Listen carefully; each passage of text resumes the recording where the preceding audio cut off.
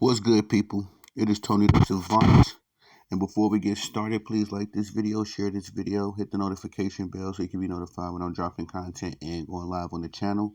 As well, if you haven't already, please subscribe to the channel as we drop content daily, go live daily, stay very busy on the platform. And last but not least, please leave your thoughts and opinions in the comment section. I'm always intrigued to know what you all have to say about these topics. And ladies and gentlemen, Coach Prime, Deion Sanders, and those Colorado Buffaloes start the season off in spectacular fashion as they were able to pull off a 31-26 victory over the North Dakota State University Bisons. And I've seen this game from start to finish. This was definitely a good. Let me say this: there's some things that the Colorado Buffaloes need to clean up, no doubt. But I want to say that they made key plays on offense and defense when the plays needed to be made. Let's say it like that. And there was a young man on the defense. He was just wreaking havoc. Let me see if I can find his name. Chidozie Nwanko, I want to say his name is. This young man is a stud. I definitely was impressed with his game yesterday. But let's just go over this game, as it was impressive on both sides of the other football. Excuse me. For North Dakota State, they were led by a young quarterback named Cam Miller. I believe he's a junior. He went for 18 of 22, 277 yards, 12.6 average, one touchdown. Cam Miller, the starting quarterback for North Dakota, also ran for 16. Excuse me, he ran 16 times for 81 yards and 2 scores. He was absolutely electrifying. I was impressed by this young man. He made some timely throws. He had a dart. I want to say it was to Bryce Lance, the younger brother of Trey Lance, the backup quarterback for the Dallas Cowboys. He is a wide receiver for the North Dakota State University Bisons. And he and Cam Miller, they were connecting multiple times throughout this game in impressive fashion. Speaking of Bryce Lance, he had 3 catches for 32 yards. I know that sounds kind of crazy, but those 3 catches were key catches to help give his team momentum.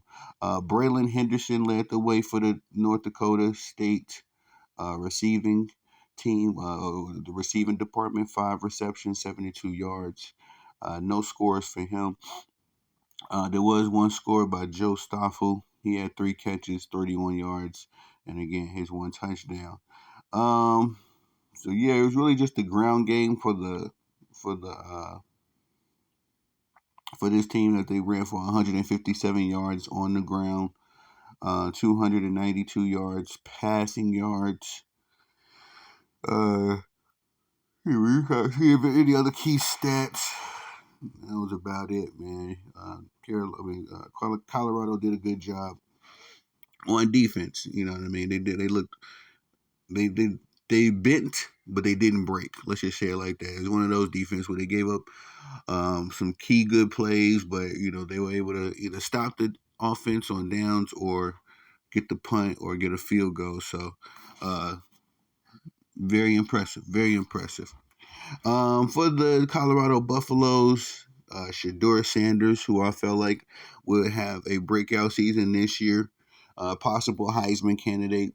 Shedeur had 26 of 34 for 445 yards, 4 touchdowns, 1 interception, a QBR of 83.3. Shedeur looked fantastic yesterday. Again, he didn't look perfect. That's not what I'm saying. As there are people already, online and everywhere criticizing Coach Prime and these young boys. I know that they're very polarizing figures. But at the end of the day, I support him. I'll call out Coach Prime if I feel like he's doing too much, because sometimes he does. It's not always all the media. Sometimes Coach Prime invites some of the criticism he gets, but for the most part, I support him. And I like this football team. I like what they've been able to put together. The excitement they've been able to bring to the college football realm. Like I say, I'm in line for it. I'm in line for it. This other young man, y'all may know him, wears number 12, goes by the name of Travis Hunter. This dude was everywhere, man. Of course, he is a dual threat as he plays wide receiver and cornerback, following a long tradition of supreme athletes that have done that. Charles Woodson, he did it in my lifetime. I recall Champ Bailey as well. Just one of those special guys that literally can play both sides of the football and do it in excellent fashion. Because if he was trash in any way, the coaches would let you know and they would make you a one-trick pony quick. But Travis Hunter, man, he was absolutely spectacular yesterday. He had 7 receptions, 132 yards, 3 touchdown scores. The longest was a 41-yard bomb to start the game, where he ran that sucker. To open the game, he ran that sucker in. And now I'm really impressed by Travis Hunter. I've never, I've been more high than low on Travis Hunter for sure, but I didn't really like the whole plan, wide receiver and cornerback. I felt like it's just an unnecessary exertion of energy. Why not save it, and master one thing? But if it works for you, man, I'm not gonna get in your way. If it works for you. Jimmy Horn Jr. He was a pretty decent receiver for Colorado last season. I believe so. I remember hearing his name, but definitely he had a game as well with 7 receptions, almost 200 yards, y'all. He went for 198 yards total in the game and 1 touchdown. Um, and I remember a big bomb that he got for about 70 yards almost.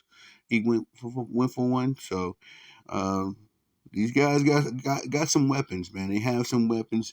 Nothing really to say about the running back though. In the running back department, as Shador had just as many yards as him.